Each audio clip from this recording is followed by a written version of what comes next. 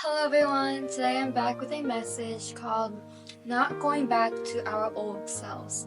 So I want to start off with reading Romans chapter 6 verse 6, and it says here, "For we know that our old self was crucified with him, so that the body ruled by sin might be done away with, that we should no longer be slaves to sin."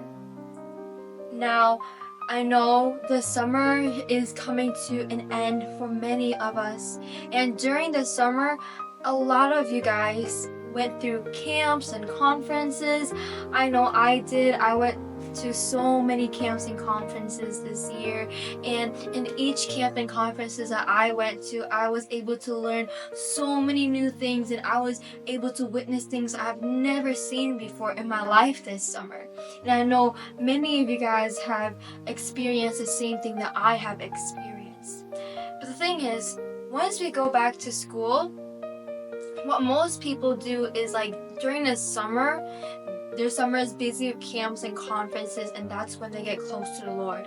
But then when a lot of young people go back to school, that's when the times where they start to backslip from God, and then they start to fall a bit on their relationship with God again. Because school is one of the biggest places of temptations, and with the community that you are surrounded with.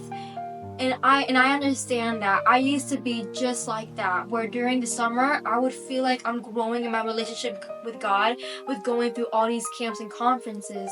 But then during school, I would find myself slowly going back into my old life. But I want to encourage you to not do that. You see, when in John chapter 21, when after Jesus had died, and this was also after he had risen, you know what the disciples did? It says this: "After Jesus appeared again to his disciples by the Sea of Galilee, it happened this way. Simon Peter, Thomas, also known as Didymus, Nathanael from Cana in Galilee, the sons of Zebedee, and two other disciples were together. 'I'm going out to fish,' Simon Peter told them, and they said, 'We'll go with you.' So they went out and got into the boat, but that night they caught nothing," right? So here in this Bible verse, it shows that the disciples decided to go back into their old lives again. You see, before Jesus called them to be his disciples, their old life used to be fishing. That was all that they had known before they went to go follow Jesus. But after what happened to Jesus, they decided to go back into their old life, right? And I want to encourage you.